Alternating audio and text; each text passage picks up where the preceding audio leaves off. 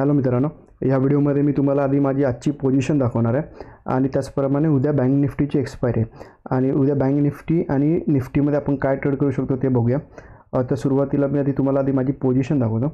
अगर तुम्ही पोझिशनमध्ये बघत असाल तर मला टोटल 6500चा प्रॉफिट झाला आहे. ओके, आणि हा आहे तो फक्त आणि फक्त ऑप्शन हेजिंग केला आहे, जेणेकरून मला ऑप्शन सेलिंगला थोडा फंड कमी लागेल. आणि जो प्रॉफिट दिसतो 7400 तो मी ऑप्शन सेल केलेला 52800चा कॉल सेल केलेला डीप इन द मनी. अगर तुम्ही ऑप्शन बघत असाल, प्रीमियम बघत असाल तर ते 832 रुपयाच्या प्रीमियमला मी सेल केलेला.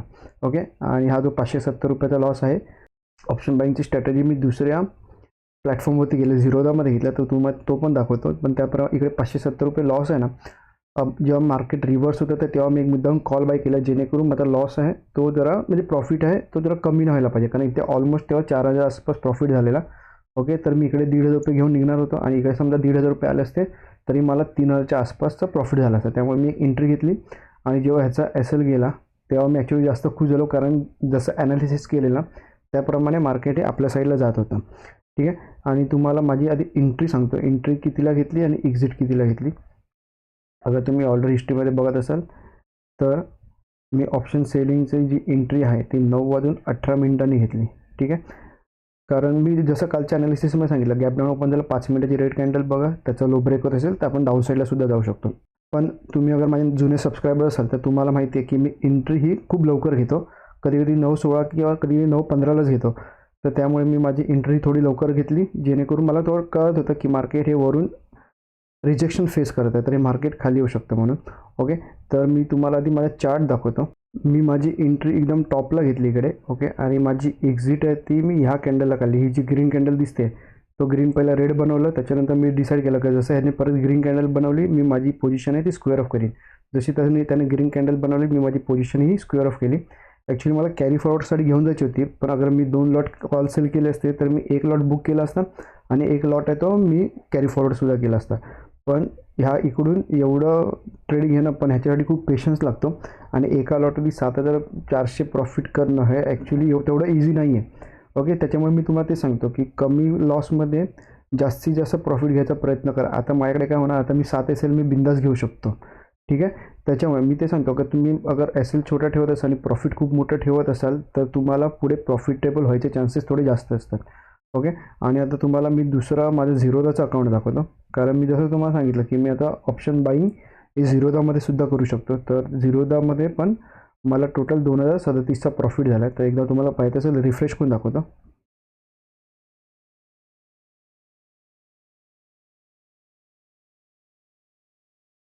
ॲक्च्युली कम्प्युटर थोडा स्लो वाटतं आहे. हां, अगर तुम्ही इकडे बघत असाल तर 2037 हा माझा आजचा प्रॉफिट आहे.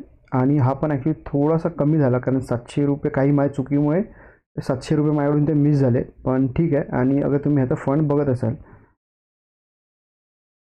तर फंड आहे फक्त मी 37 रुपयाच्या प्रीमियमला बाय केलेला मिड कॅप निफ्टीचा, आणि 37 रुपये म्हणजे ऑलमोस्ट 2000च्या आसपासचा फंड होता आणि 2000वरती मला 2000चा प्रॉफिट झाला. म्हणजे अकाउंट ऑलमोस्ट ते मी जेवढे इन्व्हेस्ट केलेले त्याच्यात मला 100% त्याच्यामध्ये मला प्रॉफिट झाला आहे. ओके, 2700 झाला असता पण ठीक आहे, आता काही इश्यू नाही आता. आणि त्याचप्रमाणे मी माझं एक टेलिग्रामचं चॅनलसुद्धा चालू केलं आहे. तुम्हाला स्क्रीनवर दाखवतो मी तुम्हाला स्क्रीनवरती त्याचा QR कोड देईन आणि डिस्क्रिप्शनमध्ये ही वाली मी तुम्हाला लिंकसुद्धा देईन. ओके, अगर तुम्हाला हवं असेल तर तुम्ही जॉईन करू शकता. हे बघा, ही तुम्हाला जी लिंक दिसते ती लिंक मी तुम्हाला डिस्क्रिप्शनमध्ये देईन आणि माझा जो QR कोड आहे तुम्हाला स्क्रीनवरती तर दिसतच असेल.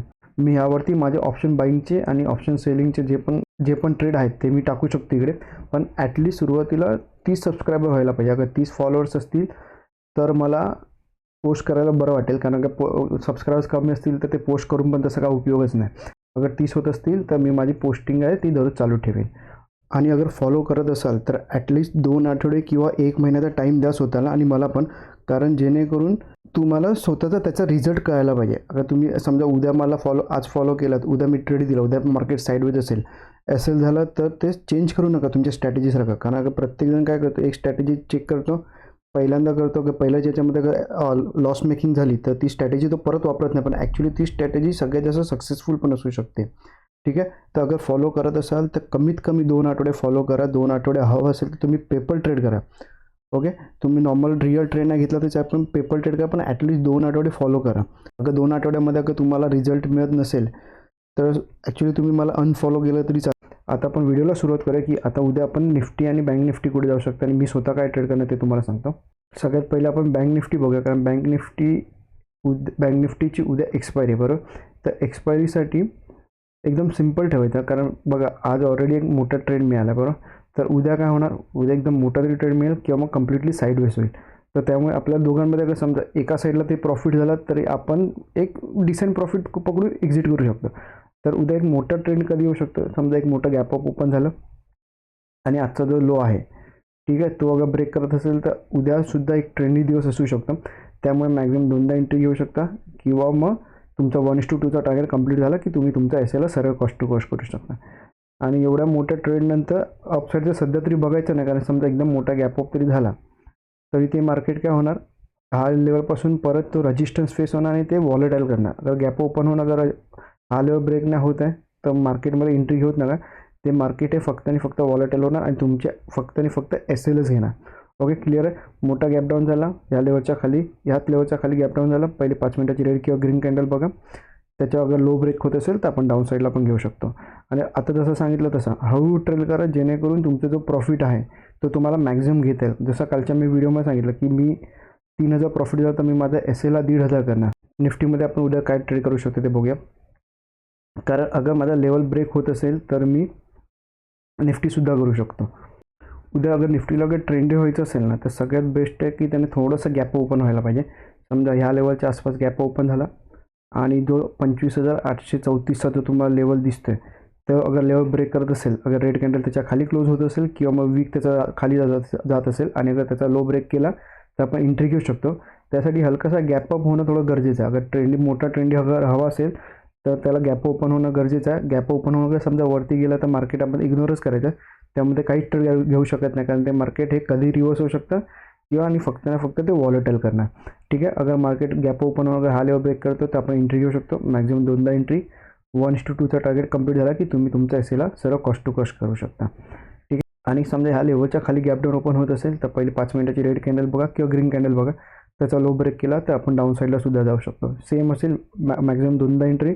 1:2चा टार्गेट कंप्लीट झाला की तुम्ही तुमचा एसएल हा सर्व कॉस्ट टू कॉस्ट सुद्धा करू शकता. ओके. आणि जी तुम्हाला टेलिग्रामची जी लिंक दिली आहे त्याच्यावरती हवं असेल तुम्ही जॉईन पण करू शकता. तर आणि तुम्हाला अजून काही डाऊट असेल तर कमेंट करा. हा व्हिडिओ आवडला असेल तर लाईक करू शकता आणि चॅनलला सबस्क्राईबसुद्धा करू शकता. धन्यवाद.